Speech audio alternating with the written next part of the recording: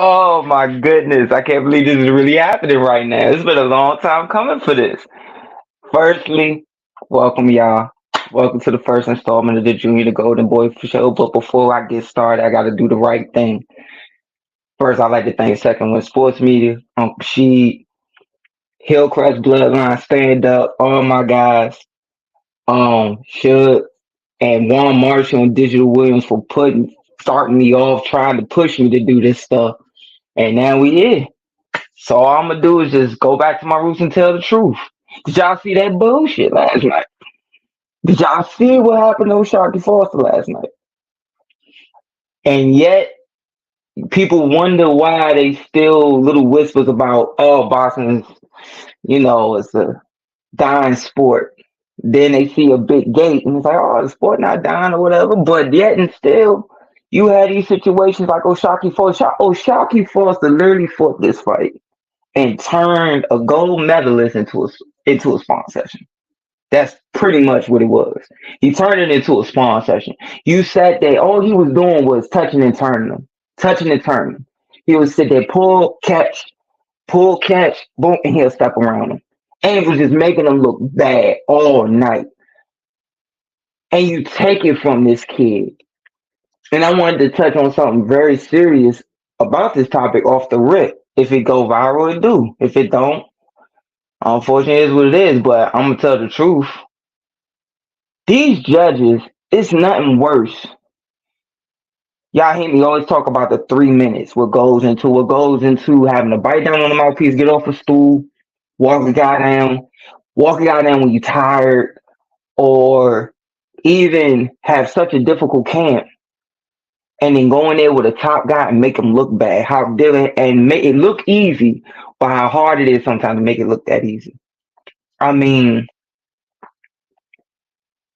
to do all of that work, and then you look at the judges, look at that judge, look at that judge. And in the amateurs, you gotta bow to the judge. They like mark that stuff.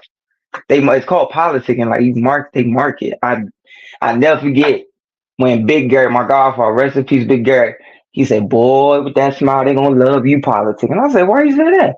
He said, the way you bow and everything with it, man, they gonna love that stuff. Keep doing it. They gonna love it. And I didn't understand it until I did it and I saw them check something off on their list. I'm like, what the? I was like, what the? Audit dad was like, pay attention. I'm like, yo, did you just see that? And I was like, I didn't know. I had to tell my friend who fought that night. I said, let's go bow. He's like, what? I said, go, go, go, go. And then you can see them marking it. You go in there, you look at these judges, and 9 times out of 10, it's judges who ain't never felt 3 minutes before. They'll probably piss on themselves if they had somebody like T Baby standing across the ring from them. Tierra Brown. They had any recollection. You're already playing with this man. You playing with this man's livelihood. I never forget Teddy Atlas said, do these guys not understand that when these fighters get in the ring and they lose, you probably threw 10,000 punches to get to this moment. Then you lose, you gotta throw another 20,000 punches to get back to where you lost. And your pay grade may get cut in half. I never get Andre Wood said, man, we in a sport where you lose and your pay grade will get cut in half. I'm not gonna say the fighter's name, but I remember one fighter, he fought for a title. What did he get? 400? I can't fully remember, but it was 6 figures. I definitely remember it was 6 figures. And he lost. No, he won the belt. Then after that, he lost. He lost in his defense. They put him up against a guy, and he lost. And you would think the time off would be warranted. Like, he took some time off. You done this for all this long. You take a time off. He came back, boy, for I could not believe this boy fought for $5,000. This is his first fight back. He took a 2-year layoff, like a normal, like what happens normally now, years, 2 years, whatever. And it was like I don't even think it was televised. And it's weird to me because when you do that to these fighters, I done seen it ruin young fighters to where they didn't come back to the gym. Like they like, man, it's some bull. I done seen it ruin guy. And when you got somebody like Oshaquie Foster and you see a card like that, and how he outboxed this boy. This is for y'all who don't know who Oshaquie Foster is. Oshaquie was in the amateurs around the same time I was in the amateurs. He was winning national titles, winning them. And he was like a highly touted prospect. He came out and I forget what time he up, but he was an alternate for the Olympics. He was an Olympic alternate. I do remember that. Robeson can say Seattle. I would never take nothing from him. The boy could fight, got hard. He was been in some hellacious wars. Wars that your wife gonna be taking care of you and she may get tired of it. You being in them type of wars, this type of wars. Like even his last fight when Alvarez, it was tooth and nail, gotta get off the stool. If you lose this round, we gotta win this round just to make it a draw type of fight, which is very stressful. And Conceição was a gold medalist, which is sometimes slightly rare in boxing for Brazil. Like he's a gold medalist. So he had some skids greased for him a little bit. But he lost. He got up there. Of course, when you got a guy like that, you're gonna push him because I think it's 200 or 300 amateur fights. He was in amateurs for a long time. So what happens is you have to push this guy. I don't know. I want to touch on the politics of this whole thing. Is where I'm going. Oshaquie came off of his win, defending his belt, then coming up, almost about to lose his belt, and then knocking out his opponent in the 12th. And getting so for about a month now we've been talking about the unification because we all thought Shakur, what happened last night, we all felt was probably gonna happen. Shakur was gonna outbox him. We was talking about him unifying with Roses. That's an easy fight to make. And then whoever wins that, they're gonna fight Navarrete. Another easy fight to make. And you take it from this kid, and then people say, "Oh, they wanted." I heard somebody. I'm not gonna say the person's name. They messaged me, man. You saw that? They wanted Conceição. They wanted to give Conceição a gift because of his efforts at Top Rank, or is the gist of the message? Because of him being on Top Rank for so long, fighting so many top fights, just slightly coming up short. He deserved this. We want to rematch it or whatever. But here's the thing: I found out there ain't even no rematch clause on this fight. There's nothing on this fight. So they could sit there and brush Shakur off. Now, you would take that information I just said from what I've gotten, and you will think it's, okay, they just, they about to push Conceição out. Bull. They not trying to push Conceição. I do not believe that. They setting him up for someone else. I don't know who they got their money in. I'm not going to say who they got their money in, but they pushing for somebody else on that back end to get that belt off of him and move that other kid forward. I cannot see, unless there's such a big uproar where they say, we got to do something about this. This is on, warranted. I mean, we got a good friend of mine who has a fight coming up on the 20th. Big Fest. Michael Fox. And I rank his robbery right there with Shakur. I rank his robbery up there. There's some fights these days, people say, oh, it's a robbery. No, that was just a close fight. No. Last night was not a close fight. Michael Fox was not a close fight. And what happened to him? Sweet Pea. These against Chavez. These are what you call, or Sweet Pea against Ramirez. People get so hyped up on the Chavez fight. Go look at what they did to Sweet Pea when he fought the legend Jose Luis Ramirez. I think the first fight was in France, and he robbed Sweet Pea. Sweet Pea just collapsed to the ground, and I'll never forget. That was the first time I learned when you started to see Sweet Pea get robbed. And Sweet Pea started to get numb to it. You will see Sweet Pea walking around the corner with his little bop like this, and he'll say, they take it too long with the cards. They take it too long with the cards. And I never forgot it because then Dad told me, he said, whenever they take too long with the cards, it's about to be some mess. Look at Big Fest situation. Look at Shakur situation. What did y'all hear last night? Go look at Shocky's face. Shocky he goes to the center of the ring. Shocky's standing. And he knows he got this in the bag. He knows at worst, 10-2.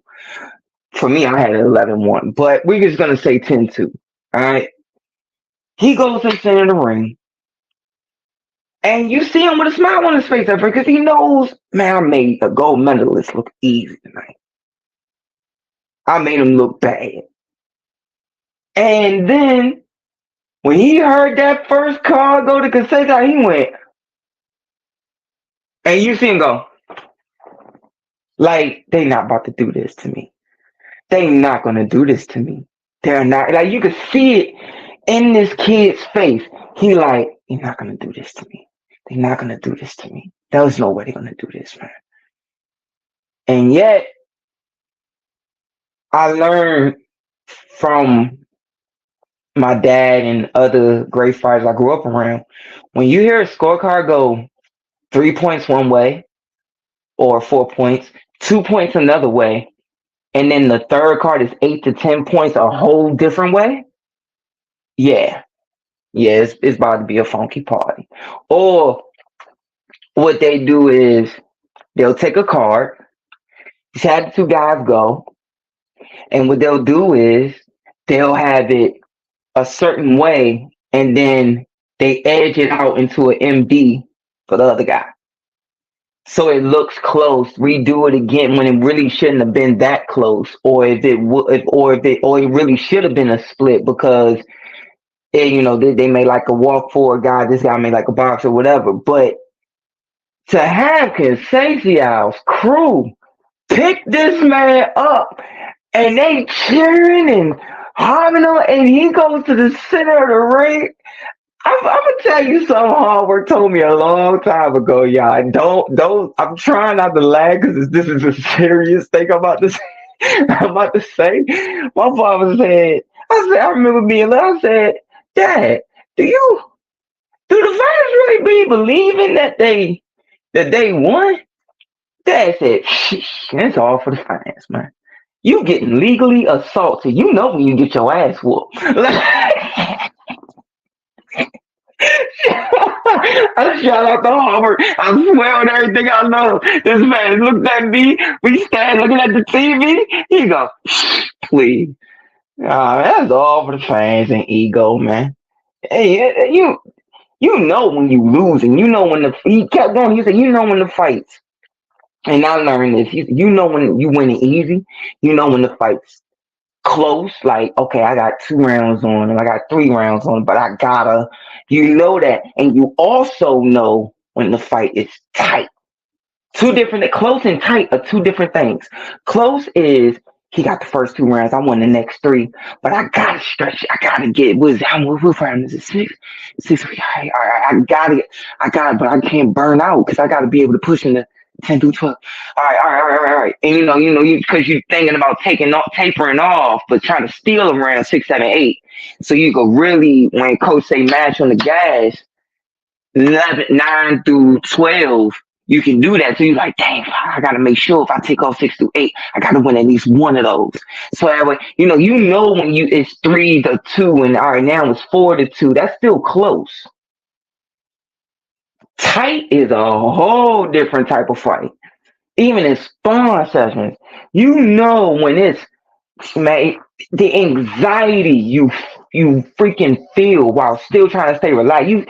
You seen it working. He pulling, you pulling. You feint, you pull, whatever. Every movement he make, you make it. You make everything. Stepping, and it's like, all right, what's going on? It's so tight, and they go literally as it's going into 5 and 6 and 7 and 8. Is for sure, exchange to exchange, who's winning the exchange and who may squeak out that round because of that exchange. That's a tight fight. That. I always explain that to me. He say, when you get your ass whooped, you getting legally assaulted. When you winning. When you losing. When you say to me, I can't find this guy. I can't find him. And there's no shame in that. But it just bothers me because He didn't even mention trying to give Shockey a rematch. Like, I won that easy. Like, are you serious? So to me now it's what's next? Are they gonna put Lamont there? Are they gonna put Lamont on to Conceição and still, tell, or if they try to make the card, it's so many scenarios here. They could sit there and tell Shocker, we could make the rematch, but now we want to give you some step aside money. Let this guy either fight Navarrete again, or let this guy uh fight Lamont Roach. Let them unify. You get the winner. Either way, you get Lamont Roach, it'd be a big fight, maybe a war, or you get Conceição again, and you want to outbox him again. Like, it's so many weird conversations I have heard in back dressing rooms. I'm trying to tell you, but man, to me, it's just sucks, man, because that hard work that you put in, the nights when you have injuries, but you got your nice outfit on when you come out. Nobody knows a thing, but maybe the closest people to you. And Shockey had a lot of injuries that quietly kept. Like, he was in some of his fights, he was in wars. It's because he was injured, because he couldn't move or couldn't throw a certain shot a certain way. And when that type of stuff happens and you take it from a guy like that, especially the ones who ain't cheating the sport outside the ring, the ones who not partying, not blowing up in weight, not drinking, not smoking, not BSing the sport and trying to play catch up. I think honestly that's why Shockey was damn near in tears. You can hear his voice crying. Cause there was times where they tried to write that kid off. I remember him fighting on Showbox, making his way up. I remember all of that. And he had one loss, and it was like a big deal. And they were, instead of them trying to push him more, and then he did get pushed more, and but he took some B-sides and got his just due. He really kind of had to slog it a little bit to win it. And my thing is that you can't do that. You can't sit there and just do that to people and take that from them. That makes no sense to me. None. But it is what it is, man. I don't understand it, to me, at all.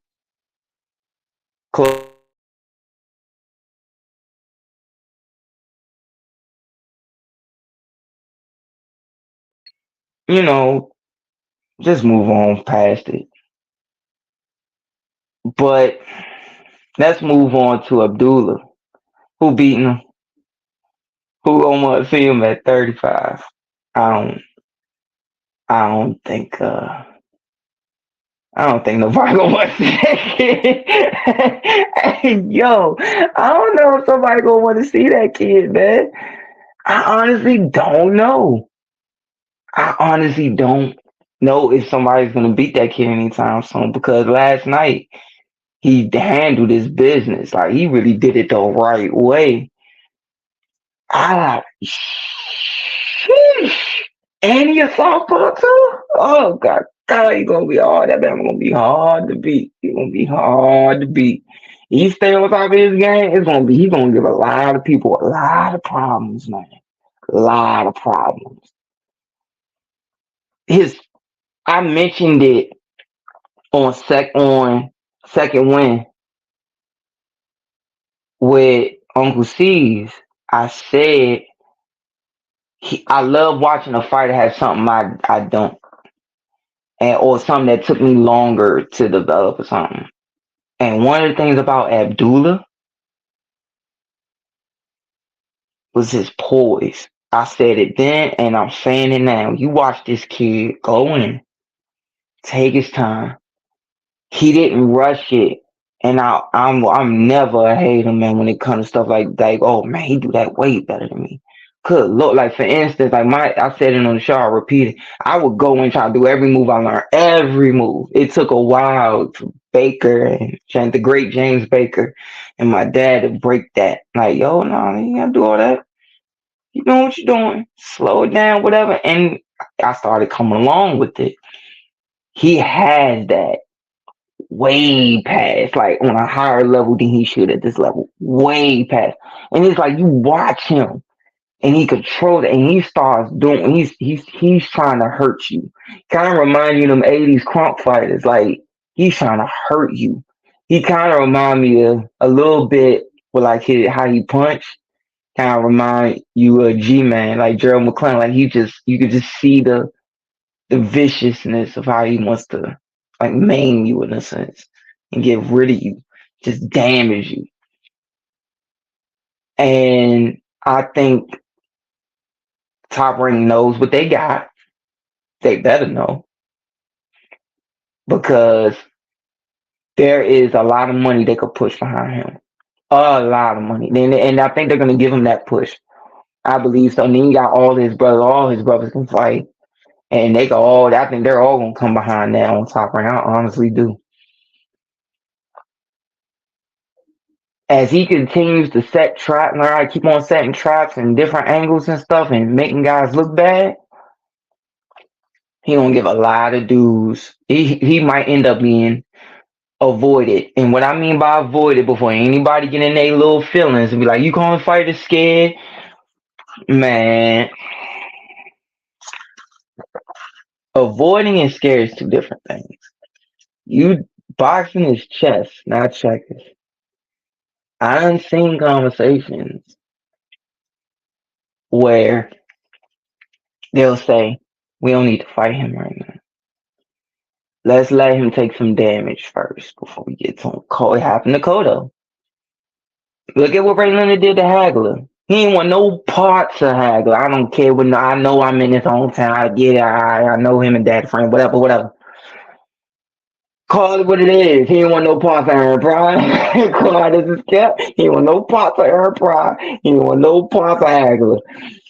Until Hagler was in that war with Mugabe and the damage, that wasn't like you gotta know when you see another fight. It's a difference between looking at a war and looking at a guy in a war and go, oh, he finally lost that 10th of a second. Or that 2/10 of a second. And when you see that 2/10 of a second, you're like, yeah, it's time to get your ass. It's perfect. It's perfect. So go look at if young fighters really look at that documentary. You'll see, even if you watch the fight, you will see Ray sitting there. And you see him go, like really watch rings, like he's sitting in I think the third row. He's like, or fourth row, he's like, turns it, and then you see Ray stand up and he looks at Ollie Dunlap. He does this. And you see Ollie Dunlap go, you serious? You really want to fight? And look at the camera. The camera's on Ray. He goes, shh. He says that's where he says, shoo. Hey, I think I might do that. Like, and then that's when it started. There are the Cotto, same thing. Floyd didn't want to fight Cotto when he was, tearing through guys the way he was tearing through guys, and when Floyd was having the worst hand issues ever. That was like a recipe for disaster, because you're gonna have to throw more punches than you normally do to get him off of you, instead of the later time when you fought him when Cotto had really took some serious beatings, and now you able to control him a little more, and he changed his style a little bit. And he started doing his bounce where he would telltale when he was going to punch in 2 minutes. So every 2 bounces, he would throw something. Every 2 bounces, throw something. You hear Emmanuel Stewart say it on the tape. But here's the thing. My thing is that when you avoid a guy, it's how can I put it? When you avoid a guy, you want to make sure that, like Danny Jacobs when he fought Triple G. Remember when they said, you think you want to fight Triple G? He said, no, I'm not ready yet. I need to sharpen up some things. I need 2 or 3 more fights. I should be ready for him then. And he was right. That's not avoiding someone. That's avoidance. That's avoiding somebody getting your stuff together because you need to be on your game the right way when you get in there with him. Ducking, being scared is like I remember when I was in Jared's camps and my reach goes pretty far and certain of his opponents, teammates or associates saying, bruh, they wait for that Bam to take some punches before they fight him. I'm like, what is it, man? He bulldozing people, bro. Ain't nah, man, you gonna be able to keep that big boy mad. And they didn't know Jerry was as big as he was. I never forget David Flat Sparks. David Sparks was like, man, I fight at heavyweight. I saw that dude up at the Barclays. That dude is huge. I'm like, yeah, yes, he's big. Like, and you cutting down to 54 and you going about fighting night up to 172. Like, what? Nah, so it's like, let him have some wars. Let's jump on him afterwards. Like, remember Rocky 2 when he said, I know you want this fight, but let it go. We don't need that type of person in our life. Let it go. That's Abdullah Mason. We don't need this right now. Let it go. Let him take some damage first. Then we'll jump on him. Ducking is Ray Robinson against Charlie Burley. If anybody knows the great Charlie Burley, who is, if you talk to certain circles of old timers, is the great. You got Sugar Ray Robinson, one A is Charlie Burley. I mean, this guy was knocking out everybody all the way up to light heavyweight and couldn't get a shot at the title. And he was a part of the famed group, the Black Murderers Row, with himself, Holman Williams, Archie Moore. I mean, so many of them were just hellacious punchers, hellacious fighters. But Charlie Burley was just something way before his time. And what Ray Robinson didn't want no parts of him. No, go look up. It's beautiful and as elegant as Ray Robinson was. He wanted no parts, none of Charlie Burley. He snuck into the gym looking as dapper as I could imagine he looked. And he saw Charlie Burley spawn. Charlie Burley doesn't know he's there. He looks in the ring, watched one round of Charlie Burley before the round even ended. So I was walking out, hey Ray, man, I'm too pretty to fight Charlie. He said, man, I'm too pretty to fight Charlie. And walks out the gym. And they asked Ray years later, could you have whooped him? And he said, man, fighting Charlie is probably a death sentence. Fighting Charlie Burley is very devastating to my type of career. Go look at the quote. He says, as good as I am, as good as I was, especially at 47 pounds, I doubt if I could have licked him in my prime. That's ducking. That's ducking. So know the difference, y'all. It's a difference between avoid and know you still coming and you still want that guy, but you know I just gotta get a little sharp. It's having enough confidence and ego to know I want that and I'm coming for that. But he a champ for a reason. I gotta sharpen my game a little more. I just need a little bit more. Just need to get some 2 or 3 more fights, some more rounds, and I got him. And the time gonna come. And the strategic of it all. And the strategy of it all. When Floyd fought Corrales, they was trying to like throw Floyd to the wolves. They wanted to get Floyd because Floyd didn't take some type of deal. I forget what it was. I gotta go back and look. But HBO was pissed with him. They were pissed. So they tried to like throw him in there basically to get killed from Corrales. At the time, Corrales was damaging everybody. Like he was like punishing folk. So when he was punishing people, there ain't no way Floyd's gonna win this. But Floyd had gotten wind of Chico's yo-yoing in his weight. So he had found out through some people what his weight was. Right? So when the guy found out what his weight was, he was like, oh, okay. All right, cool. So since your weight that,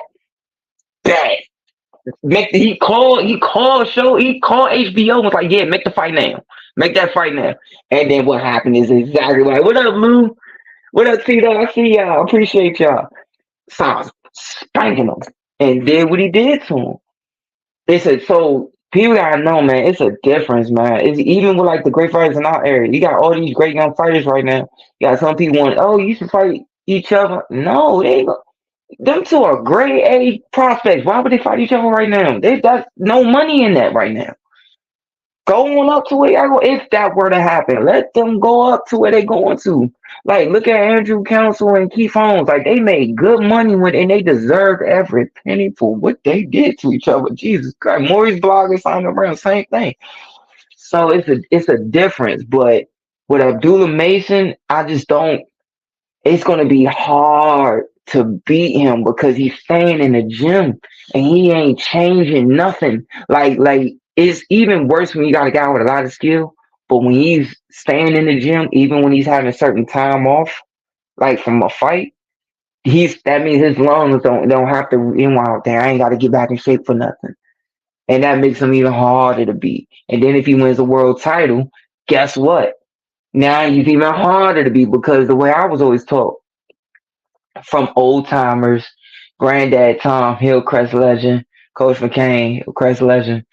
Um, I heard it from them and I heard it from my dad. Hard work. Hard work was like, when you win a title, you either become 5 times better or 5 times worse. And there's no in between. None. No in between.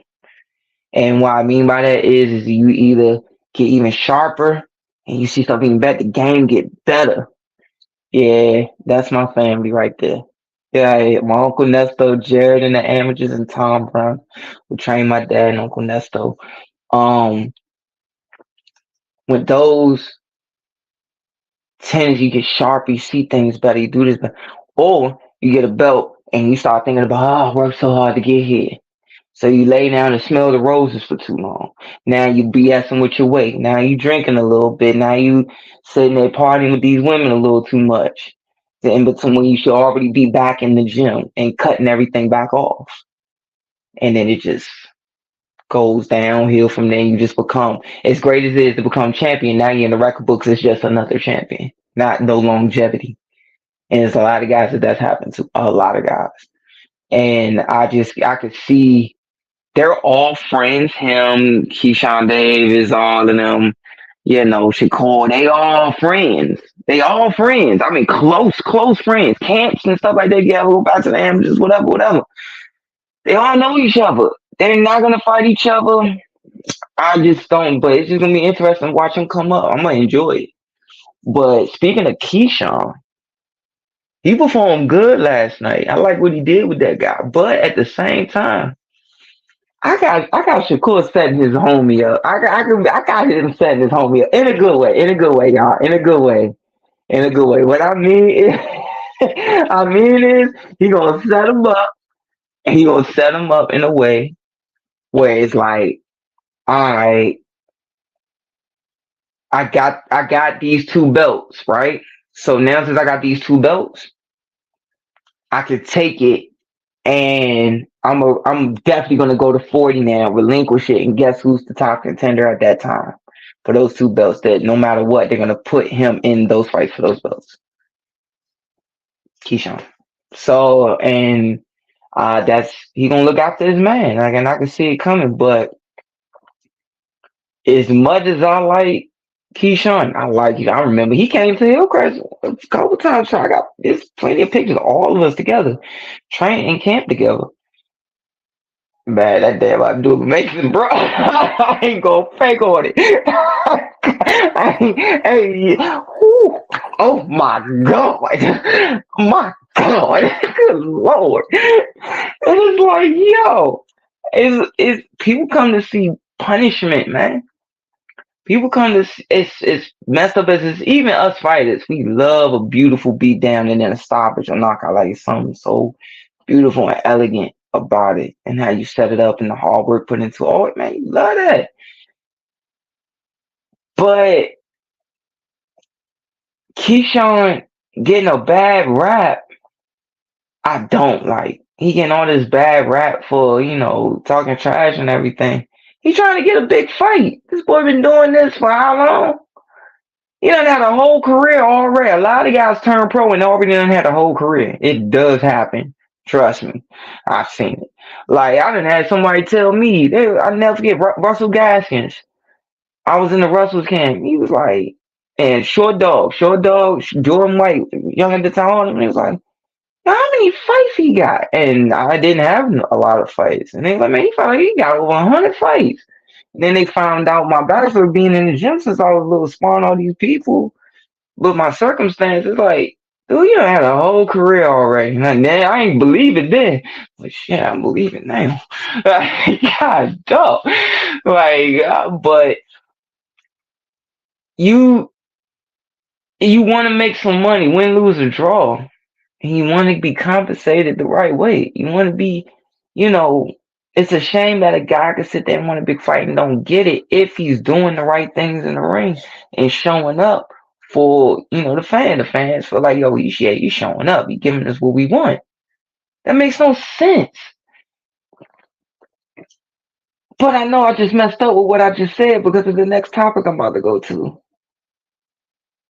Yeah, I need something stronger than this ginger ale for this one. All right, Shakur. This is gonna hurt. You're talking to a Hollingsworth. You're talking to a guy who is a defense. I am a defensive first, guy. Yes, I am. I come from, and man, take no unnecessary punishment. Because all it takes is one shot to ruin you for life, ruin your quality of life, change it, just that quick. And even when that one shot don't change your quality of life, guess what? Each ones that you've been taking in sparring and amateurs and pro camps and all that stuff still take a toll.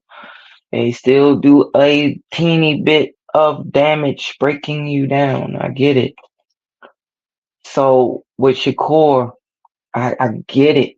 You boy, man, I'm never gonna say that boy can't fight. But damn, ESPN, why y'all had to show the people walking out in his hometown? First, ESPN is foul. They fouled for that. That was foul. You didn't do that to Teofimo. You didn't do that to Teofimo. When he came home at Fort Sandor, you did not do that. You sat there and you knew you heard that crowd booing and you didn't do that. You didn't do that to Edgar Malonga. You didn't do that to who else I could think of? Shoot, the second fight with T.O. when people was trying to roll up out of there with the Jermaine Ortiz fight, they didn't show that then. So why you do that with Shakur? It's because of what he's been saying on Twitter, saying, about not getting fights that he feels he deserves. Now, I'm going to, after now just giving Shakur his props, now I have to criticize him. What the hell was that last night, man? That dude wasn't even on your level. The dude wasn't even on your level. Man, there's no way you go in the second round. I believe it was the second or third. You started landing these shots. The bell rung. You look to your corner and your granddad and say, I got him. I'm going to stop him. You dealing with a guy who punched you really didn't have to respect. His work rate wasn't even up on the level that it was with Frank Martin, probably because of how well you was controlling the distance, which is your bread and butter. But yet, you cannot go. I'm sorry. I just know my Uncle Nesto. I know my dad. And I know the situations that I have been in when it's been like even the doghouse sparring sessions I've been in where I'm coming back to the corner. This is probably like, yeah, we're going 8. And I got him under control past like 3 or 4. And my dad, like, because of the environment we're in, it ain't no, I'm just going to back off type of thing. It's basically a fight. This particular sponsor, it's a hard sponsorship. And that's like, man, we'll take another backward step. Get rid of this boy. Get rid of him. Don't get caught with nothing stupid. Stay alert. Oh, because you pressing him don't mean that you just walk to him. Stay alert. Stop breaking this boy down. I can hear Uncle Nesto now. DP. Discipline, pressure. Break this boy. Break him. Start walking this boy down, man. Let's go. And give me what I want. I can hear Metro now. Man, sit there, fake me, shift everything. Shout out to Metro, man. Shout out to Metro. Man, shift everything. Soon as you drop your man, turn that, get rid of him. And you cannot have a guy, you can't call for big fights. And you know that we are in a society that wants to see a car wreck. And as highest of heights now. We're in a society where we already know that the hardcore fans, I always talk about that story with that promoter. I'm not going back over it. Where he was like, casual. We want the casuals. We already know the hardcore is going to show up. But we need the 50. We need the real hard work is getting that 50 or that 75% of casuals that want to show up to the fight. And those people that, you know how you would go to school when you was in middle school, I was like, hey, don't be going there to watch that fight. They just want to see a show. Just go to class type of thing. Those are those casual. Them people grew up, okay? They're at the fights, all right? They drunk and they come to the fights and they want to see somebody hit clock off the canvas. I'll never forget the way I was taught. I was always taught, if you can sit there, I remember this guy said this, forget his name, he said, we are in a sport where if I don't like you, and I'm not talking about the fighter, I'm talking about this from a fan's perspective. He said, if I don't like you and I could pay money to watch somebody break their foot knee deep in your ass, I'm going to do it. Because people, you remember when Floyd fought Cotto? People was going nuts in the crowd when they saw his nose was bleeding. It's like, oh, yes, he finally got hit. Thank God. Let's keep hitting him. They were just enjoying it. Because they were so sick of Floyd at that point. We're in that space at an all-time high with the fans that we have now. And you can't cry for these big fights and then get the opponent. You went and had an interview before your fight and you said, man, people taking away from my last performance and forgetting about everything I did but 3 fights before that. And I will always mention that, the stoppage on the body shots. He was stopping everybody, just stopping guys on their feet, on rocking them off the head and all this. And all right, this fight, his hand was hurt. I would like to have seen him pick it up, start doing more tricks with the healed hand, while the other hand was hurting. So I turned this stuff like the way I was taught and punishment, all work, but I would sit there. My father made me throw my jab. Or when I would get in trouble, I would get my little whooping. Then I have to write, my little report for my mom and whatever where I stumble or get the dictionary to find it, whatever. But then she'll say, Don, he ready for you. That all day with them 18 ounces. You know where I want, get my jab. And soon, for hours. Pow, pow, pow. As soon as it drop, your hand up, keep going. I would wake up the next morning hurting. When your hand is hurt, you're supposed to be doing all kinds of tricks with that other hand because that's what you aim for. That's what you practice. And with him having such beautiful distance control, you're supposed to be shooting the head. Even what Abdullah Mason earlier in the night, Abdullah fainted, knew he couldn't get the jab to go straight, turned it, and then corkscrewed it, right? Benny Leonard style. Turned it right under and just corkscrewed it. And you see his whole head go back. Bam! I was like, good. Now that's how you change the angle on a jab to your other lead foot. Lord, that was pretty. But anyways, point I'm making is that you do not sit there and then get a second chance and you go home, i.e. Lamont Roach for that beautiful performance he put on 2 weeks ago when that boy shook out something serious at home.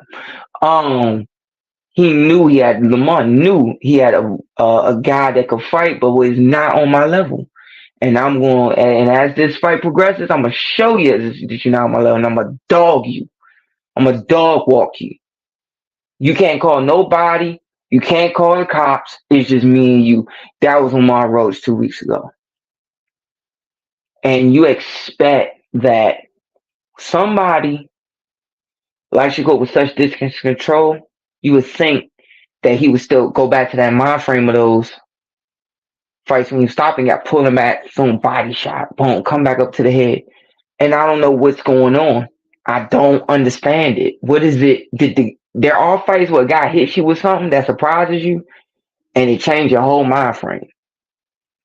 And I don't know if that guy hit him with something that changed him, that made him not want to, I don't know, engage or what, but I don't. Oh God, bro. Cause I want to see this kid make his money, man. I really do. But at the same time, man, I'm giving this guy I'm telling him every time I get interviewed, I never shun him. I always sit there and tell him how beautiful he is, all of them. How beautiful they are to watch, and you gotta enjoy what you're looking at. How difficult it is, the movements he makes, and the distance, all of these things. But you can't sit there and go home with and then fight the right opponent. Didn't have a lot of knockouts. His work rate didn't match up from his last fight. You supposed to sit there when round 5 came, man. Stop picking it up, man. Don't even take another backward step. Just step around. He wouldn't even step around. Like he keeps doing the 2 steps back and then pivot. 2 steps, like he ain't even no pulling and step around. Like really let it slap, boom, let's go here. And I cannot, for the life of me, understand why not. Why not, yo? Why not? Why? Out of America, bro. Why, bro? You can't sit there and ask for these fights with these guys. Oh, I want Loma. Oh, I want. Nobody gonna buy that Loma fight with you and him in there. Hell no. Nobody. Nobody. Not in the times we in now. They're not doing it. Then you want to tank. And for the longest, when you have people saying, man, Tank gonna knock him out, I'm like, not necessarily. Tank gotta find him. Gotta find him.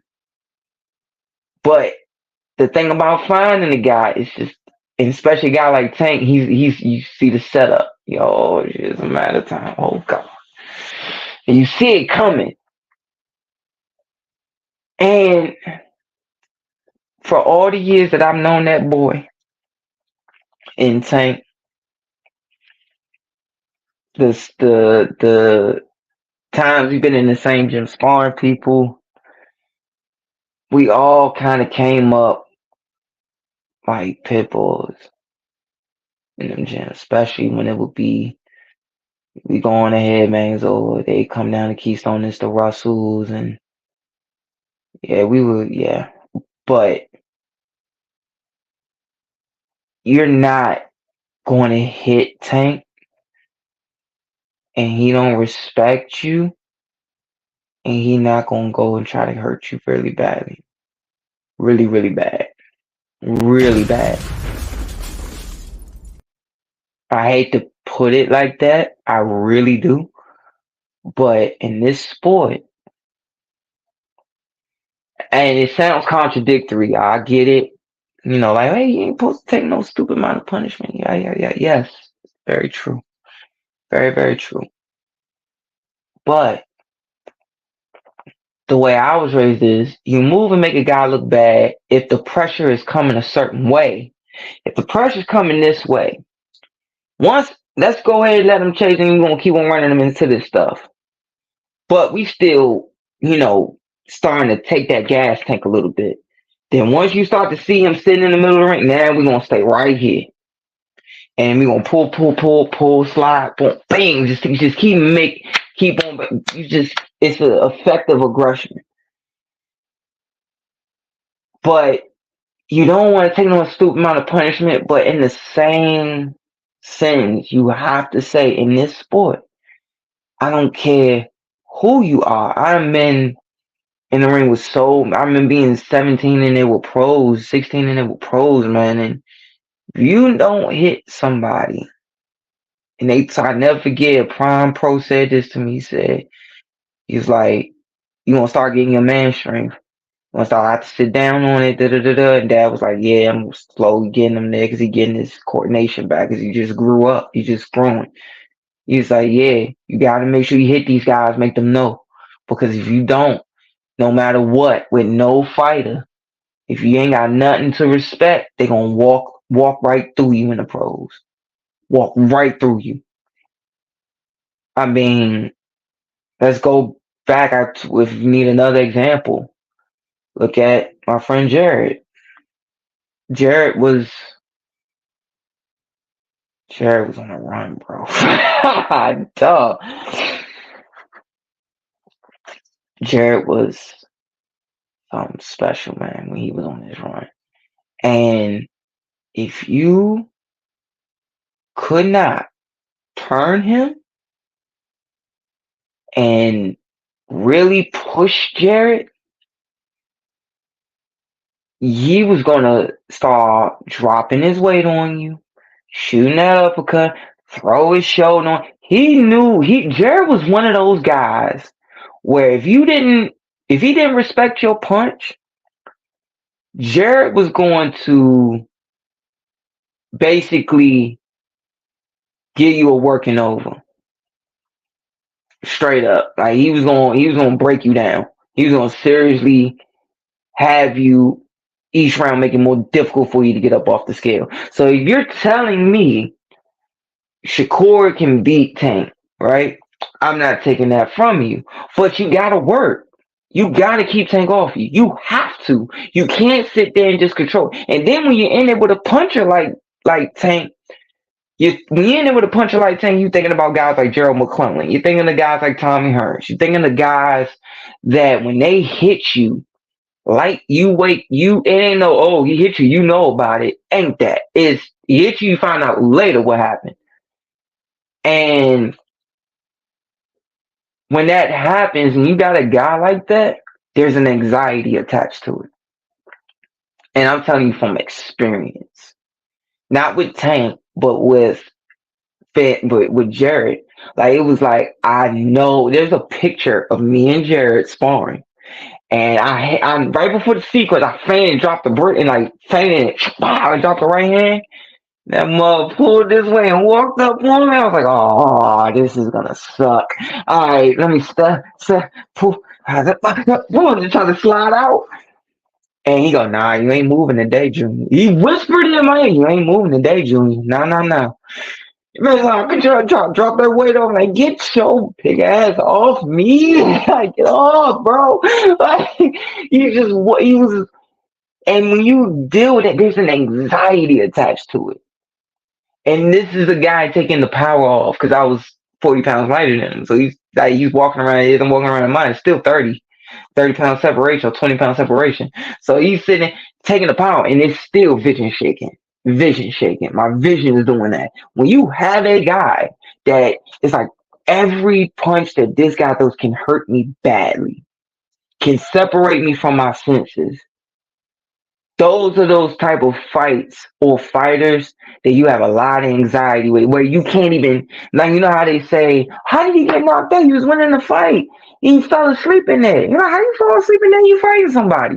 Easy, because you have all this anxiety. You in there with somebody like taking this Shakur. You in there with all that anxiety. Like, you know, look at it when Ray fought Tommy, and it's tight. You know, man, somebody about to get hurt tonight. Like, you could look at a fight and you could see, like, man, yeah, you just know somebody gonna get hurt.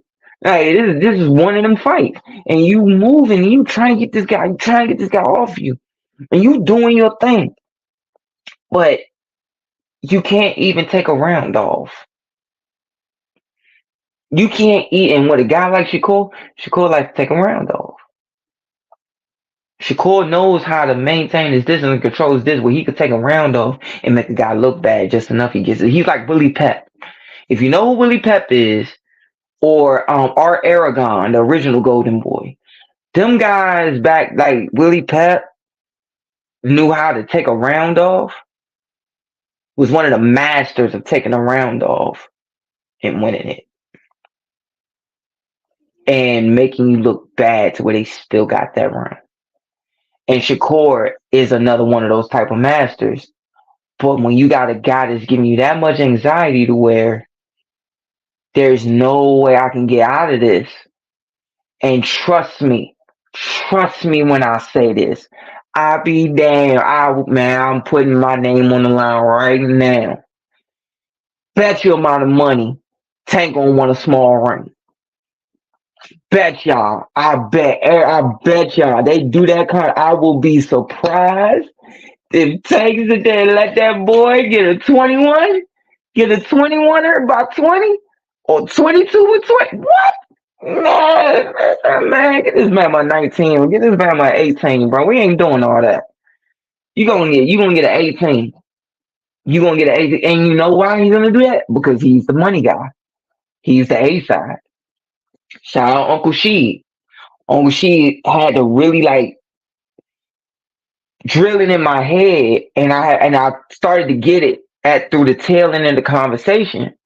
It was about 2 weeks ago or so, and he said, "John, you got to remember, all they work is from the A side. If they not the A side, they not even gonna do it." Is exactly how he broke it down to me. And I was like, and when he said it, he was like, you know why? Because when Floyd was taking all the B-side stuff, he took the B-side with Corrales, he took the B-side with Gotti, he took everything that they wanted. And then when he finally got his chance, the tables turned. And he took it way past what Ray Leonard was doing with the A-side. He took it way past that. And now you have Tank, right? So with Tank, it would be very ill-fated for Tank to give that boy. You give somebody like Shakur, you gonna give him that big Olympic ring joint. Remember back in the Olympics, a huge sort of head, and then you got small guys too, man. Oh my Lord, that's a lot of space for him to move. And then you're gonna get tired trying to chase him. Like, God damn, because you ain't dealing with Frank Martin feet. You're not dealing with, anyone else's feet. And Frank did a lot of good movement that night, but nah, you're not gonna sit there and get away from Tank like that and think he's gonna like, oh, okay, I'm gonna let you. No, he gonna put something on you, and you gotta hit Tank and make him respect you. Because I promise you, Coach Kyle, Coach Kenny are gonna want him to hurt him. And it wouldn't be the first time. Quiet as it's kept. Would not be the first time that Tank has done it. So this Tank, if he got to really go in there and make Tank, he would have been better off fighting Tank 4 fights ago. Before all of this mess with how he's been looking his previous fight, and now how Tank's looking going into his last few fights. He would have been better off. There would have been more mystique behind it. Like, man, because now you got people like not believing in Shakur no more, which sucks because now let's go to the politics of it. The politics now is worse now. The politics was what Shakur is. You're not a money seller. You're a money seller at home, but you even got them people getting tired of you. They booing and wondering, why are you like, you got the perfect guy. What are you doing? You have these people doing that now. Them. So if you have, these people saying that, you can't sit there. What up, Sweet Pea? I appreciate the love, yo.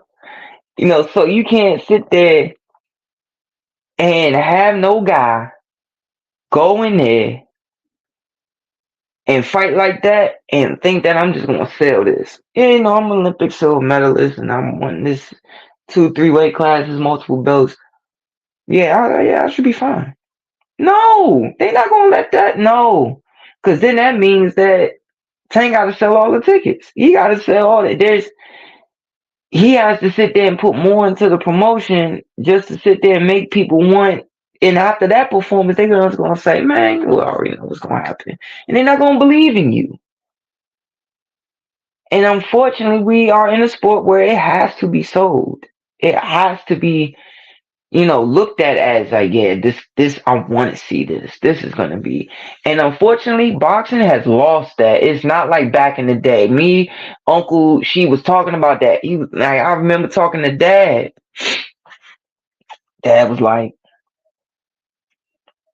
man, when I was fighting, there was more people at the joint, even for the prelim fights on the undercards. It was packed. And then I asked Uncle, she said, yeah, when you were fall, it was packed. It was packed, man. And I'm like, what? And now you gotta even struggle to get tickets sold now. It's crazy to me. It makes no sense. And you don't make your case no better when you sitting there doing it. And it's like, man, you a waste of money. I'm not gonna invest this. If I invest 8 million and you guess what I'm expecting back? 16. I'm not even just trying to break even from where I started at 8 million. I'm trying to get 16 back.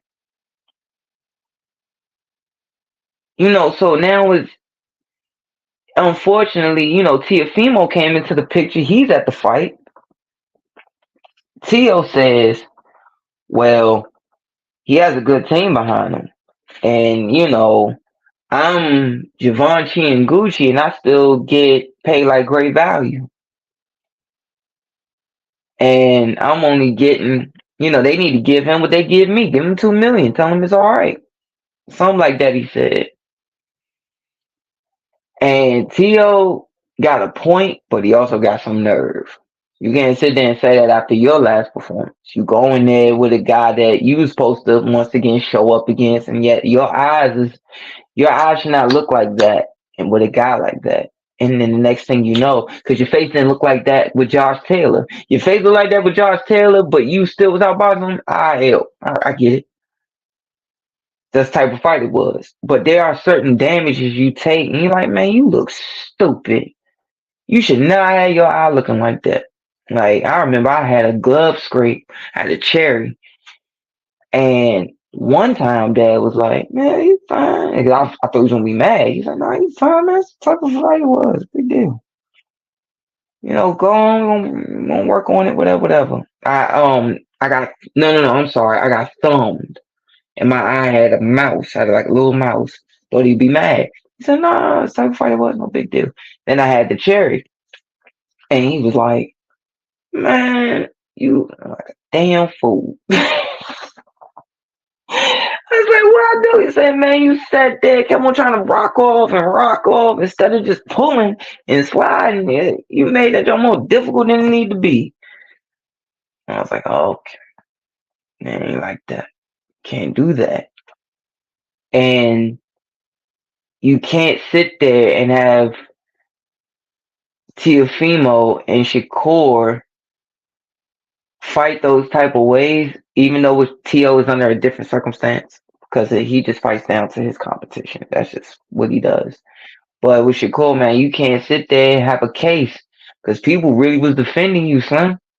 People was defending you, wholeheartedly defending you, bro. Like, I was one of them, like, nah, man, that boy can flat out go. That boy can go. And he can give Tank some problems with his movement. But guess what? That was when he was still aggressive in the pocket. He'll move, then get you to a point where he's taking gas out the tank. Then he had you in the center of the ring. He's still slipping to break you down. Gut shots, solar plexus, liver shots. Then sitting going up to the uppercut, right to the tibia chain, go to the temple, go to the frontal lobe. He was going to different spots. I'm like, oh, this is just masterful. And now it's like you back in the Olympics trying to just get the point and step off. Man, they ain't gonna do that in the pros, man. They ain't gonna care. Man, they gonna. Only thing they ain't done to Shakur yet is rob him. Like, pull a sweet pea on him. And I could see them doing it too. I could see them getting tired of him. And they pull a sweet pea on him. Like, man, you ain't worth the money, man. So now let's get to deeper politics of it. Was that his? I'm not 100% sure if that was his last fight or he has one more. But where does he go now? Any suggestions? Nope. Inquiring minds on one to know? Huh? Because I sure ain't got an answer after that shit. I can't. After that, I have no answer for it. Because now, if that's your last fight on that contract, you know when you go in there with Bob, they're gonna bring out the books. They're gonna say, "All right, you fought in Vegas, didn't sell much. You fought here at home, you sold a lot, but it wasn't entertaining. You didn't do the." Like, they're gonna bring out the books on him. I'll never forget my uncle. I remember, matter of fact, before I say my uncle Nestor, I remember Top Dog said this to me. He said he fought. He said it when I was on Slip Encounter. He said you fought a guy, and he got to the decision, and he got to the dressing room. He was getting yelled at like he lost. He's like, what I, and he said, man, get these knockouts, move forward. So for people to understand, there are fights where you want to get some rounds in, then break the guy down and get rid of him. But there's other fights where we ain't gonna learn nothing being in here with this guy. Get rid of this dude right now. Like, let's speed up the process here. Basically, what Top Dog was telling me in Fest. And I remember separate conversation. I'm talking to my uncle Nesto. So me and Tio are talking, and Tio was like, he said, yeah, he was telling, he said, nah, man, gotta get the knockout. Gotta get the knockout. And Uncle Nesto, like my dad taught me how to knock people out, but my Uncle Nesto also taught me how to, like my dad taught me how to play shots, knock it out from this distance. Uncle Nesto taught me how to play my shots and knock out guys at this distance. And I'll always be grateful for him for it because he saw that I could fight on the inside, even though how tall I was. Like I could still, do decent.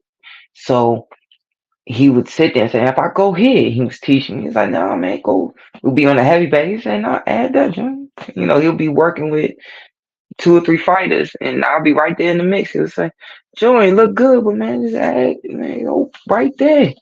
And he like, all right, cool. And then he was like, oh, no, there you go. Now that's a good one.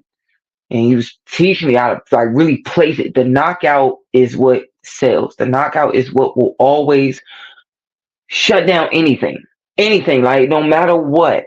And then you can't sit there, as beautiful as Shakur is to watch. You can't call out for the big fights and then go in there and perform like that and think you have a leg to stand on for them to sit there and try to push you to, yeah, let's put this product and re-sign this product because we sure ain't going to re-sign him to his previous contract. That ain't gonna happen. He got it. He's a multiple time champ now. So then that comes when you become a world, let's start from the beginning. When you come out as an amateur and you're on Shakur's level, you're gonna get signed. When you pick who you want to sign with, 9 times out of 10, you're gonna get a stipend every month. You're gonna get your purse. You're gonna be, then you got your sponsorships. So you're gonna get a certain base pay. Like, all right, I'm starting out making, let's say, I'm just throwing a number out here. This is not exactly what Shakur was getting. I'm my first profile, I got 10 grand, type of thing. Then when Floyd his first fight got 100,000. Ray Leonard made 40,000 is fresh out the Olympics, So you start out with that. Now let's speed this up. He keeps making money. Now he's a 6-figure fighter. So that's cycling stuff out the window. Like now you're living off of which you fight to fight, sponsors or whatever. Cool. When a fighter wins a belt or is a top contender, the way I was told and taught, I didn't get all the full details, but on the contract, you now have a minimum with that network. You now, like, for instance, you're not going to fight for 6 figures no more. 9 times out of 10, you're going to fight for something over $1 million. But when that fight is seasoned, it's like, wait, you only going to pay me $1 million, because he's thinking he's supposed to get 2.5 or 3 or something like that. But because he's still going to get he's not supposed to get nothing less than that $1 million. Then you could sit there, and I forget, I haven't been told this one in a long time, so I gotta double check if I'm right. But you have contracts where if you're in the top ranking or something like that, that you're eligible to be. I forgot how Paulie Malignaggi put it because he said it was on his contract. I gotta go back a little bit, but it's like a bonus almost where you're gonna get another additive onto your purse or something like that. I forget. Like you set it at 1 million, you supposed to get nah man, I'm supposed to get 1.75. I'm a top three contender, type of thing. So I gotta go back and look at that video again.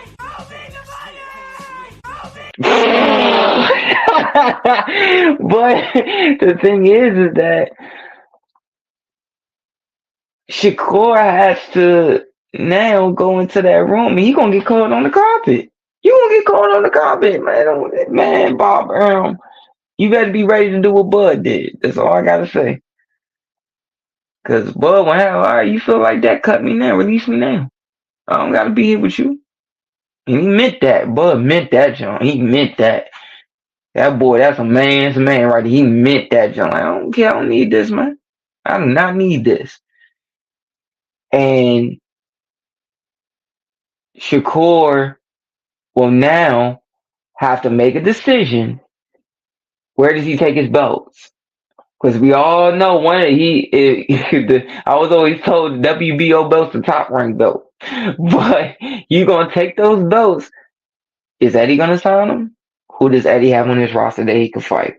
Is Frank Warren gonna sign him? Because we can't say PBC. PBC ain't been doing nothing this year.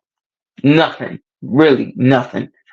Barely a thing. Not even a handful of cards. And the other one was a flop. And it's like, all right, I think it looks like to me like they packing it in. Like Al Heyman's like, all right, I got my money. It's time to close up shop and move on. So it'll be interesting in the coming months going into the fall. Where does he go? Because he might get back into a wall to where Shakur might only have no other choice. Now I'll just resign with Top Rank. Don't be surprised, y'all, if he signs back with Top Rank. I could see it coming. I wouldn't, because they're gonna they could put him with his back against the wall and be like, all right, well, I have no other choice. Now, if he does fight Tank, we know he's gonna get at least 15 million up front. We already know that. Plus back end. But it's quite surprising that I saw Lomachenko say he'll step aside. Because just so y'all know, when you hear a fighter stepping aside, there's some money involved. When you step aside, there's also step aside money. When you step aside, there's also step aside money. And when you step out away from a fight, like, I ain't gonna fight this. And it's like, okay, well, I want to fight this guy. I'm the number one contender for this guy. Yeah,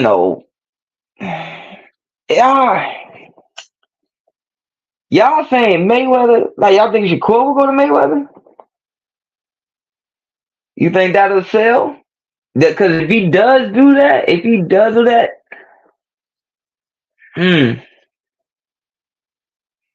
give me a second to think. Hold on, let me see if I can put the pieces together real quick. If he goes to Floyd, by George, you're right. He could go to Floyd because he already has the cachet.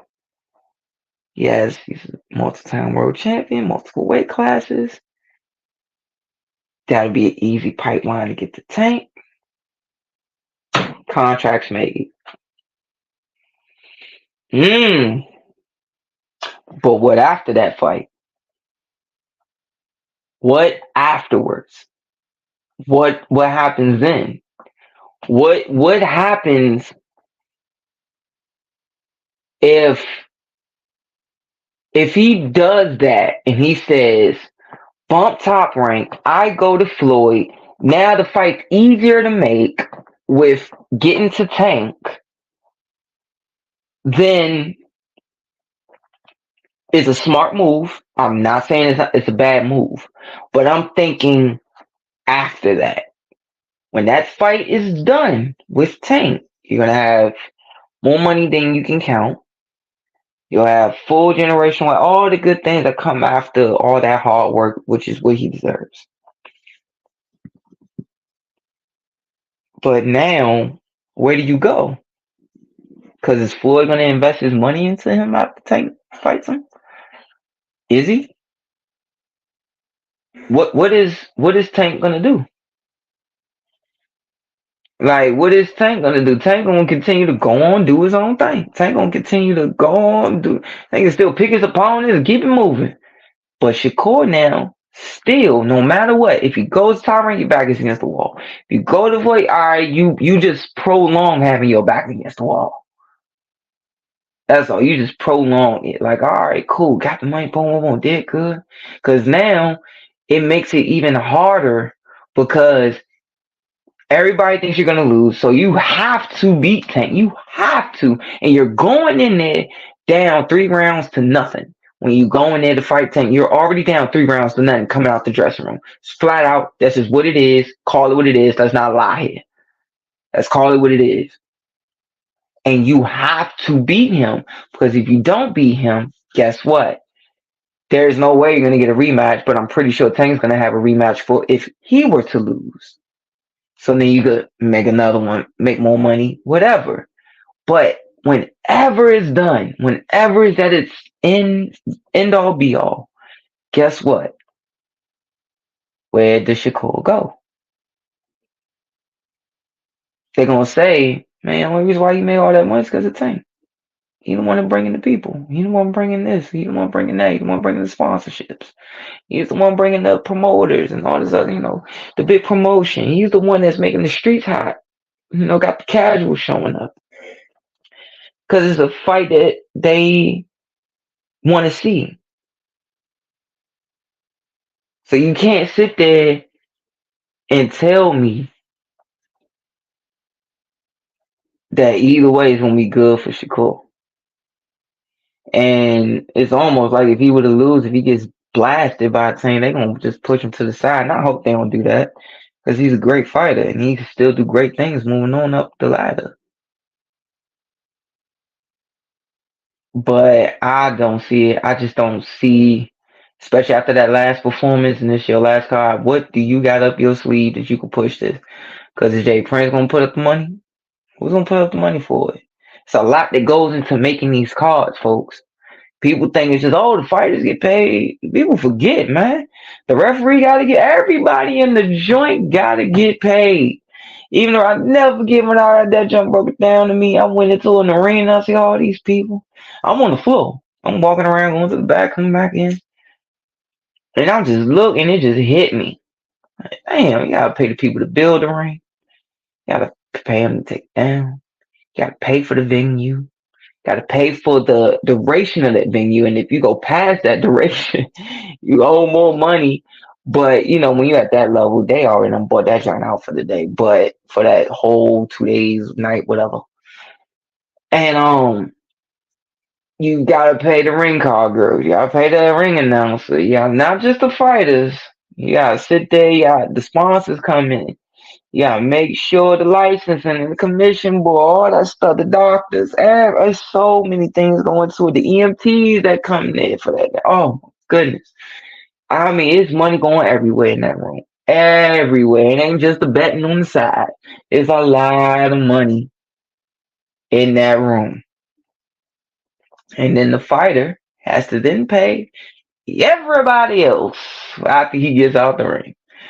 By the time, like, sometimes when you get on the scale, the money's good, but that's more so for if the other guy is like absurdly overweight and you make weight, you still eligible to get paid. But as you go on and you fight, by the time you get out that ring, man, you're already getting paid, man. Or it's already in your account. Already. Straight up. Like, it's already taken care of. And you said after that, you pay your training, gotta pay your cut man, you gotta pay your second assist, in your corner, giving everybody 10%, whatever. You sitting there paying your spawn partners, if you ain't already did that already during the whole camp, you might get some of them on the card. You gotta pay all that, man. It's a lot of money that gets literally thrown around in one night. I done seen one coach. I never forget this. I heard this story about an old timer, old coach. And he was like, man, he had all these fighters on the card. So he come to the back at the end of the night. He got his envelope, right? And all the fighters got his envelope. He said his envelope started like this, everybody like this. By the time the conversation started, everybody envelope like this. Every envelope went like to here, and his went to here. He was like, oh my God. Because you paying the manager, pay the promoter. You gotta pay all that back. All of it. And we're not gonna get into the real dirt where some of these top fighters that you watching on TV, they ask for advances. They ask like, yo, I'm supposed to get paid 1.2 flat out. All right, can I get 200 up front? That promoter would give it to you, but you definitely paying it back. And guess what? You still gotta pay everybody 120,000, 10%. You gotta pay them 10% of that 1.2 million. Still, you still even though you're getting 800 grand, even though you're getting 1 million from that 200,000 instead of that 1.2 million, you still gotta pay everyone like it's 10% of 1.2 million. Don't work like that, man. Everybody gotta get paid. So Shakur gotta sit there and do it, really look into it, man. But that's it. That's all I got for y'all, man. Y'all know I could go on all night, but I'm a call it a night. I've been on for an hour and a half.